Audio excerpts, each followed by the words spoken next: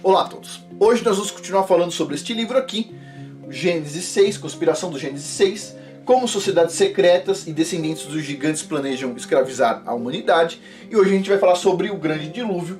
No vídeo que vem a gente fala sobre a grande ilusão, ok? Pois bem, então vamos lá, grande dilúvio. Ah, sim, antes de começar, vamos lá, pessoal. Eu vou fazer a divulgação desse curso Arte da Imperfeição para o crescimento pessoal e profissional, vou deixar o link abaixo com um puta desconto. E assim, vamos por partes. Todo mundo já percebeu que eu cortei o cabelo, certo? Dei uma parada na barba, tirei 10 centímetros da minha barba e cortei o cabelo, certo? Já expliquei isso no vídeo passado, eu ia fazer isso e agora já cortei, minha esposa já cortou na verdade meu cabelo e acho que ficou bom, não ficou ruim não. Mas os meus filhos foi assim, minha filha deu nota 5 para barba, 7 para cabelo, a outra deu nota 5 para cabelo e 7 para barba, e os outros filhos meus deram 0 para barba e 0 para cabelo. Assim, o pessoal não gostou muito, o pessoal não está muito acostumado e eu também não. Mas, pessoal, muitas vezes a gente precisa ceder em coisas, muitas vezes o caminho que a gente deseja em linha reta até um ponto não é possível, você tem que fazer isto aqui. E o que importa é você chegar lá no ponto que você deseja. Não importa se, mas tinha espinho, mas não era assim que eu queria, mas não deu para pavimentar a estrada para chegar lá. Paciência. Mas só deu para chegar lá de bicicleta. Paciência, você vai ter que chegar no ponto, certo? Esse curso aqui é sobre isso.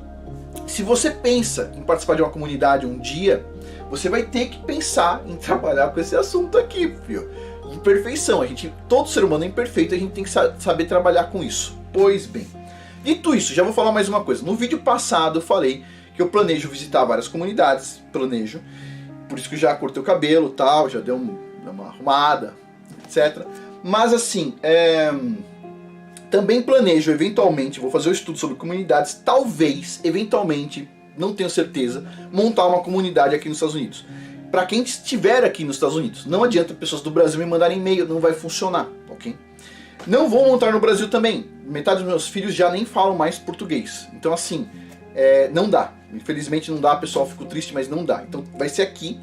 E assim, no primeiro momento, eu sei que tem muitas pessoas aqui nos Estados Unidos, no primeiro momento não é para todo mundo, por quê? Porque sem pessoas com recurso financeiro não tem infraestrutura. E sem infraestrutura não tem comunidade, certo? Todo mundo precisa fazer o número 1, número 2, né? Todo mundo precisa se deslocar no lugar, todo mundo precisa de água, todo mundo precisa de energia, etc. Tal. Então assim, não dá pra fazer sem recurso financeiro. Quem tiver preocupado que nem eu com os filhos e tiver recurso financeiro, mas assim, é muito recurso financeiro, não é pouquinho, é bastante. Quem tiver mais ou menos nessa linha de pensamento pode me enviar um e-mail. O meu e-mail tá abaixo, ok? Eu sei que muitas pessoas vão me mandar e-mail, Afonso, mas eu também queria participar, etc. Primeiro momento eu preciso achar os patriarcas, ok? Eu preciso achar os patriarcas, esse é o primeiro ponto que eu preciso, ponto. Eu preciso encontrar as pessoas com recursos. Depois disso, se encontrar o número suficiente de pessoas, que é mais ou menos aí, eu acho que de 5 a 10, talvez dê pra fazer. Se não der, também não tem problema, eu vou me encaixar numa comunidade. Espero assim que as pessoas pensem no assunto também, porque o negócio é difícil demais, né?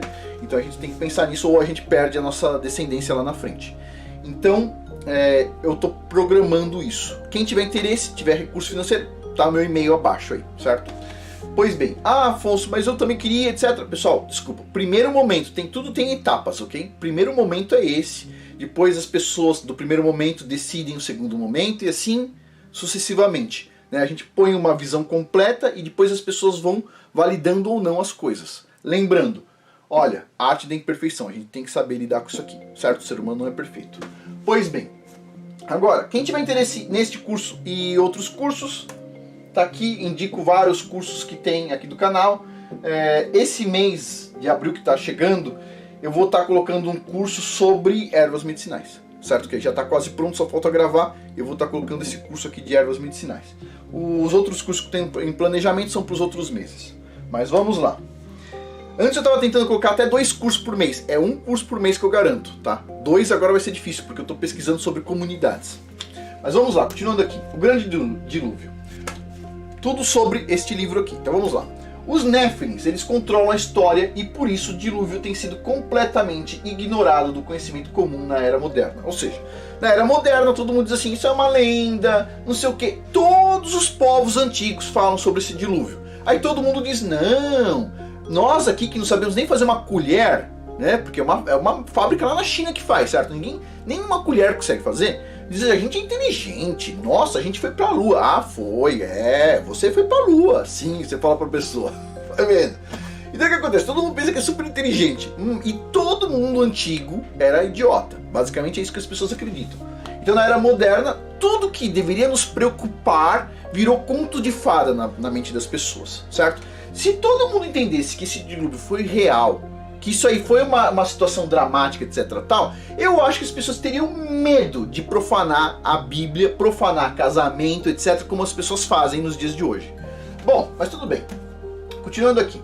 Então assim, um dos motivos de tudo ter decaído no ponto que decaiu é por causa da falta de temor ao Criador e entender que o dilúvio foi real, que foi dramático, que sobreviveu lá basicamente uma família de todo mundo que estava na superfície da Terra, é um negócio assim, bastante complicado. Vamos lá. Então, Yahweh separou Noé no tempo precedente ao dilúvio e selecionou ele pela pureza de sua linhagem adâmica, ou seja, não estava com DNA corrompido. Além do que, ele era puro de toda a maldade, corrupção e idolatria que estavam ocorrendo na época. Além disso, também vamos analisar então a possibilidade de que uma parte dos Néfilins eles terem sobrevivido ao dilúvio. E isso aqui é uma coisa assim que abriu a minha mente para algumas coisas que eu já discuti lá no Patreon. Vamos lá. Analisaremos esses trechos em seguida. Gênesis capítulo 6, versículo 7, Gênesis capítulo 7, versículo 17, Gênesis 7, capítulo 5, versículo 5, Gênesis 7, versículos 21 a 23. Então vamos lá. Tá aqui, vou ler cada um dos trechos aqui. Então, será que foi possível durante esse dilúvio ter sobrevivido algum Néfilim? Pergunta. Olha só. E disse o Criador: destruirei da face da terra o homem que criei, tanto o homem como o animal, os répteis e as aves dos céus. Porque me arrependo de os haver feito. Destruiu da onde? Da face, da superfície da terra, certo? Bom, porque daqui a 7 dias farei chover sobre a terra, certo? Durante 40 dias e 40 noites farei desaparecer da superfície da terra todos os seres que eu fiz, da superfície da terra. Pois bem, além disso, veio o dilúvio sobre a terra durante 40 dias, e as águas cresceram e levantaram a arca, e ela se elevou por cima da onde? Da terra. Assim então foram cobertos. Pereceu toda a carne que se movia sobre a terra. Onde pereceu? Na superfície da terra, sobre a terra. Tanto a ave como o gado, animais selvagens, todo réptil que se arrastava sobre a terra e todo homem. Tudo que tinha fôlego de vida, fôlego do espírito da vida, de vida, em suas narinas, tudo que havia na terra seca, da terra seca, morreu. Na terra onde? Seca. Pois bem, assim foram exterminadas todas as criaturas que haviam sobre a face da terra, sobre a superfície da terra. Tanto o homem como o gado, o réptil e as aves dos céus. Todos foram exterminados da terra. Ficou somente Noé e os que com ele estavam na arca. E prevaleceram as águas sobre a terra 150 dias. Onde que morreu as pessoas? Vamos supor, se sobreviveu algum Néfilim, ele sobreviveu na superfície da terra? Não. Ou ele sobreviveu abaixo, ou ele sobreviveu acima, ok? Pois bem, olha só. E o que aconteceria, ele levanta neste livro aqui, essa possibilidade, o que aconteceria se locais seguros, que não estão na face da terra, fossem providos pelos anjos caídos para a sua prole? O que aconteceria? E se eles proveram arcas seguras, ele colocou essa especulação, ou locais celestes seguros para eles? Olha que loucura isso aqui. Será que os anjos caídos poderiam ter provido locais celestes para os Néfilins? Talvez assim, um seleto número de refugiados rebeldes teria sobrevivido. É uma possibilidade. Olha só que interessante. Por que é uma possibilidade? Vamos lá. Tem um cara que eu admiro muito, que é o Stephen Quayle. Okay? Já fiz vários vídeos sobre Stephen Quayle aqui. Ele que inclusive fala que aquele povo do bigodinho, que eu não posso falar o nome aqui, ganhou a Segunda Guerra Mundial, etc. tal. E ele não acredita em Terra plana. E ele fala o seguinte, que ele não acredita em Terra plana por um motivo. Na visão dele existe algo sendo feito no céu, certo? Existe algo desse programa espacial que é muito verdadeiro, porque ele tem muitas pessoas dentro do do negócio lá, programa espacial, e ele sabe que eles estão fazendo alguma coisa, ok? Pois bem, então o Stephen Quayle não acredita na Terra plana porque ele diz que algo está sendo feito no espaço, ok? Pois bem, e ele diz que muitas coisas da Terra plana fazem sentido, mas ele não acredita por esse motivo. Eu tenho 2 vídeos no Patreon, que é o P31 e P32, falando sobre a SpaceX, ok? Foi feito lá em agosto de 2019, os dois, 2019.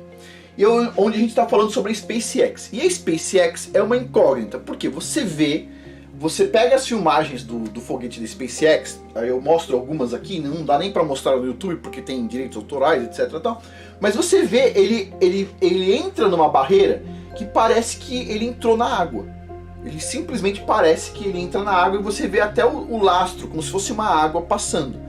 Isso aí tá nesses vídeos, P31, P32 lá no Patreon. O P é de Patreon, ok? Então assim,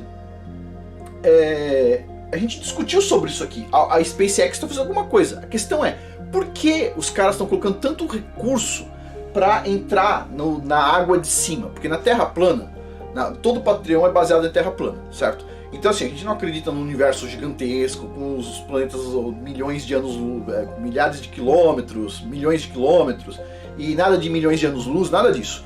Mas a gente entende que tem um domo, a gente entende que tem água para cima, a gente entende que tem água acima do domo, a gente entende que tem plasma, e a gente entende que tem um pedaço do céu, vamos dizer assim, para cima, aonde você tem a gravidade que aponta para baixo, certo? E você tem um pedaço onde ela é neutra, e você tem um pedaço onde ela aponta para cima, porque você tem que ter uma força segurando o domo.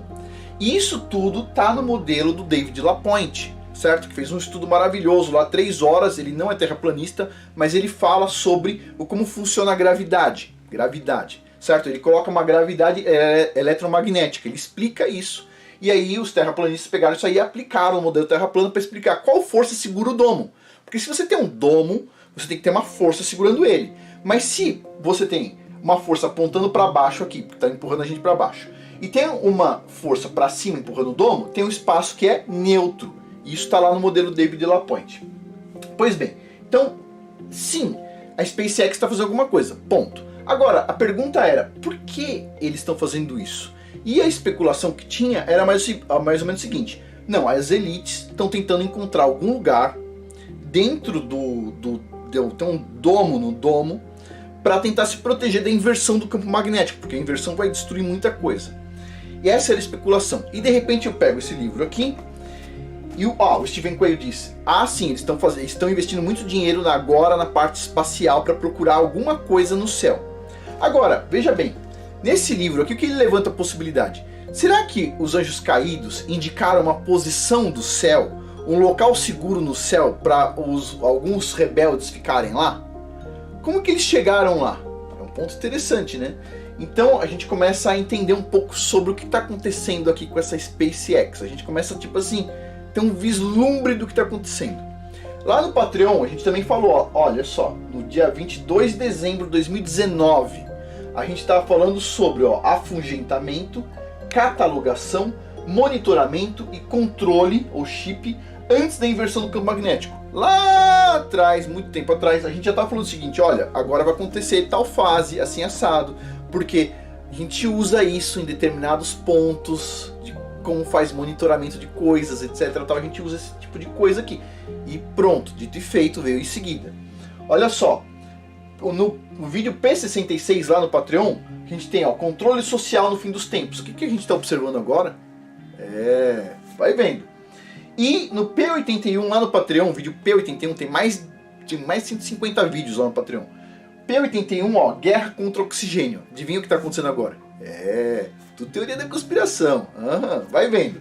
Pois bem, continuando aqui. Também soube que o pessoal que fez o estudo sobre este aqui que eu apresentei, certo?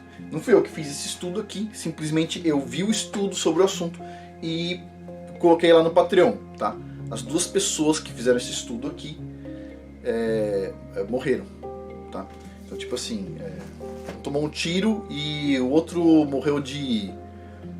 Foi o que me falaram, não consegui confirmar, mas várias pessoas me falaram a mesma coisa lá no Patreon. O outro morreu de overdose. Tipo assim, negócio esquisito. Tudo bem, continuando aqui, pode ter sido o acaso. Tudo teoria da conspiração. Vamos lá. Então é o seguinte, o grande dilúvio, continuando aqui. Vamos primeiro então construir algumas pontes sobre esses mistérios aí. A palavra Nephilim vem da raiz hebraica Noplim, no qual o NPL do Noplim significa caídos, e o sufixo in, aqueles, ou seja, aqueles caídos. Eu estou falando o que está escrito no livro. Pois bem, ou como Josefos, o historiador Josefos, os descreveu, aqueles infames que procriaram com as filhas de Caim.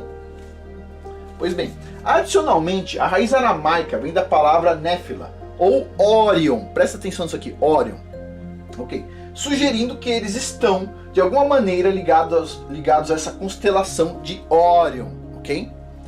Em lendas é dito que o anjo caído, Shemiasa ou Azazel, está aprisionado, sugerindo que a palavra Nephilim de alguma maneira deriva de Shemiasa Azazel, ou seja, da sua prole.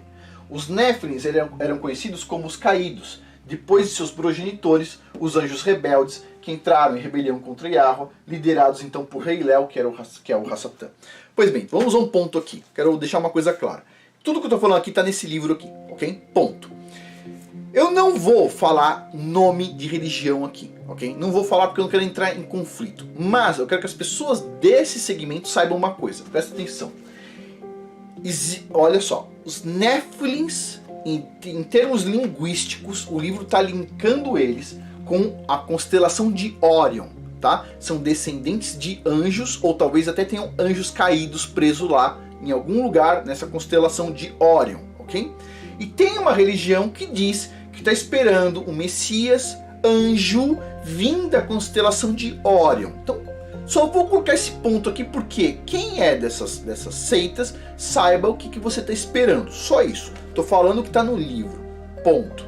Não estou querendo agredir ninguém. Simplesmente o seguinte. Você está esperando o Messias, que é um anjo vindo de Orion, saiba quem você está esperando. Ok, continuando aqui.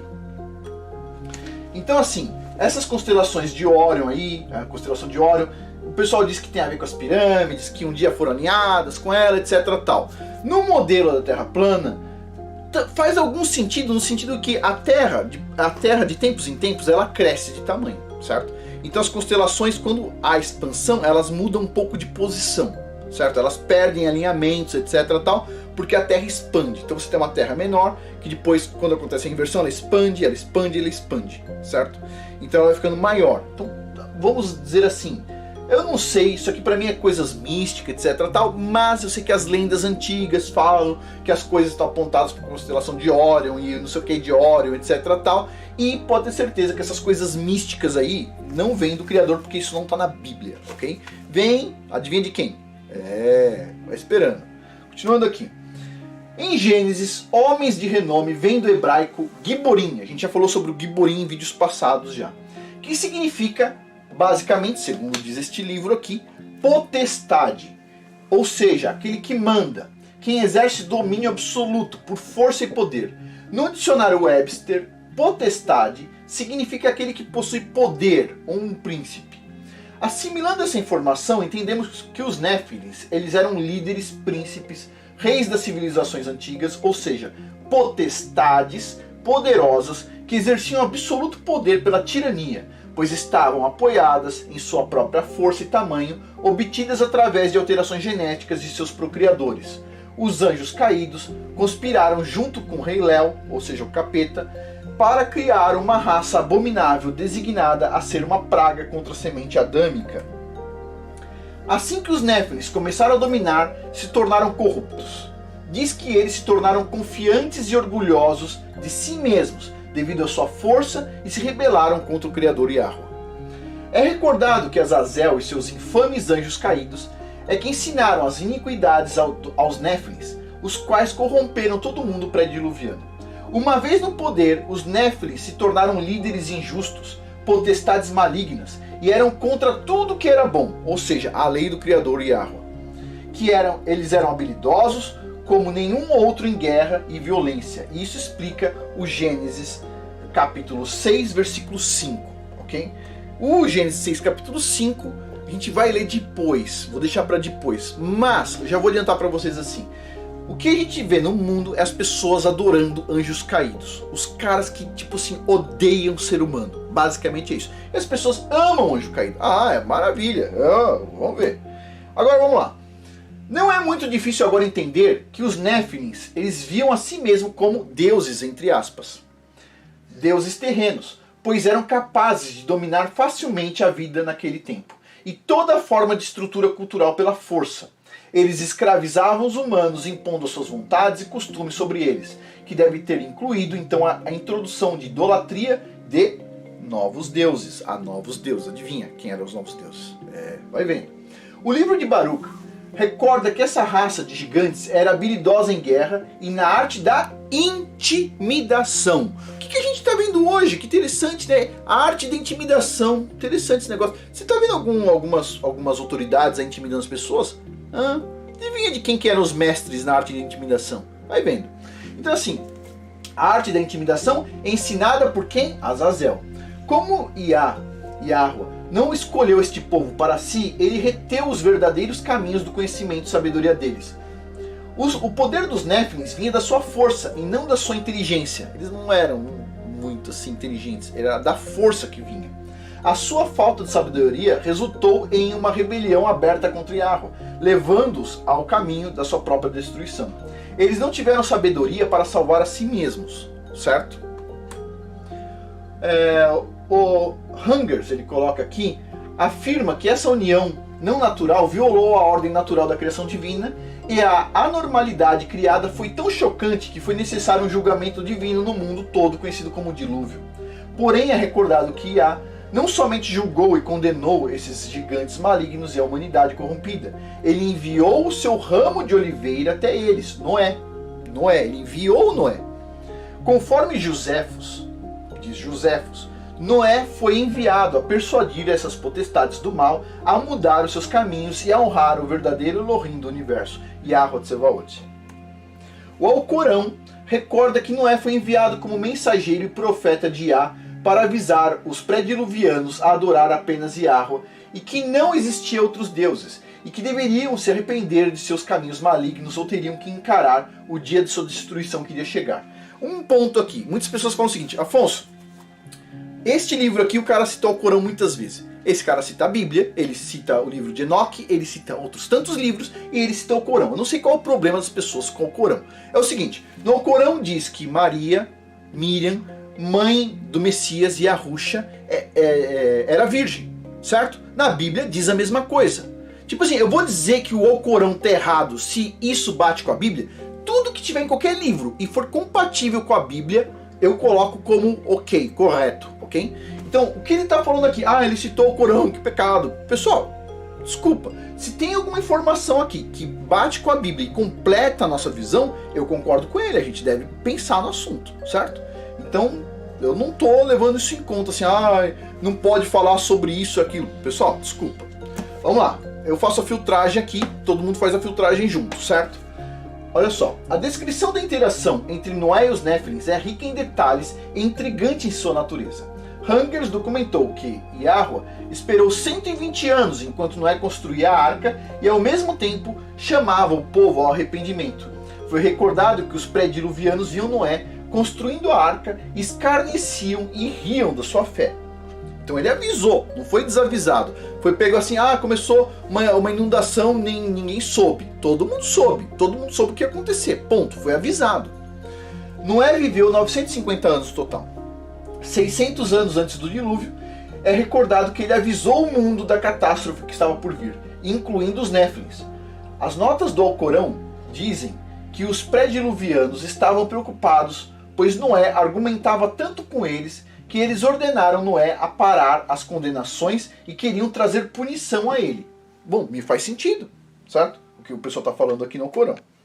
Com os Néfilins, diz que Noé foi ainda mais duro contra a conduta deles. Noé ensinava o caminho da justiça e retidão e era contra a violência, corrupção, religiões místicas, e isso não deve ter pegado bem com as potestades Néfilins, pois eles eram prisioneiros e escravos de suas próprias vontades perversas e prazeres, e isso fez com que alimentassem mais energia de rebelião e conduta inescrupulosa. Agora, Misture isso a Noé ter deixado bem claro para os Néfilins que ele não possuía nenhum conhecimento oculto, Noé não possuía nenhum conhecimento oculto, ou tesouro para tentar persuadi-los. Pode imaginar o conflito que se seguiria? Noé vai lá, fala as coisas, vocês têm que agir assim, etc, tal. Tá, mas você vai pagar alguma coisa pra gente? Não, não tem tesouro nenhum. Ah, mas você tem algum conhecimento oculto? Não, não tenho nada. Só tô passando a mensagem do Criador. Não vale a pena. O pessoal pensou. Olha só, diz que os Néfilins e os seus escravos humanos se recusaram a ouvir Noé, colocando Noé em conflito direto com a sociedade da época. Que engraçado isso, né? Conflito com a sociedade da época, interessante. Os pré-diluvianos falavam que Noé era um mero humano mortal e não um anjo, e que se Yahweh fosse mandar um mensageiro aos semideuses, entre aspas aqui, não enviaria um mero humano, mundano, enviaria um anjo. Os pré-diluvianos concluíram que Noé tinha se perdido e que tinha ficado louco, e apenas as piores pessoas da sociedade acreditariam em Noé.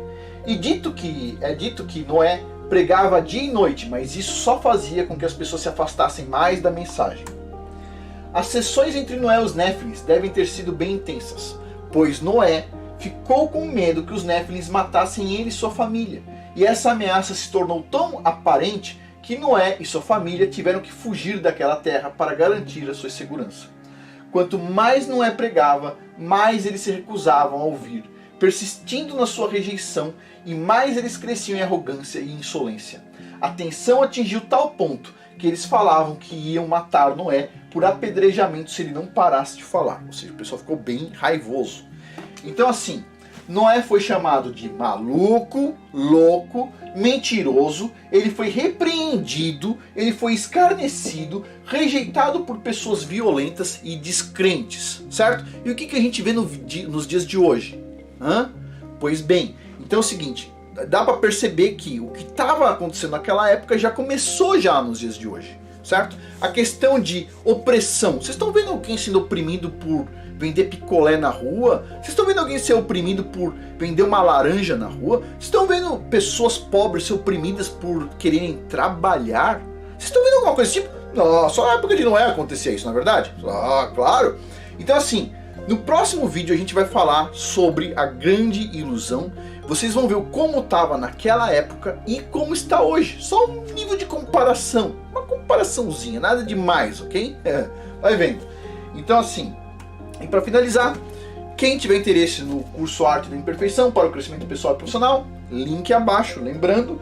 E quem tiver interesse em mais do que um curso, custa $7 por mês. Você acessa todos os cursos do canal durante aquele mês que você estiver lá. E nesse mês agora de abril que vai entrar, a gente vai estar com um curso, se eu não me engano, sobre ervas medicinais. Vai ser bem interessante, tá bom? Bom pessoal, por hoje é isso, a gente termina por aqui. Muito obrigado a todos. Até mais.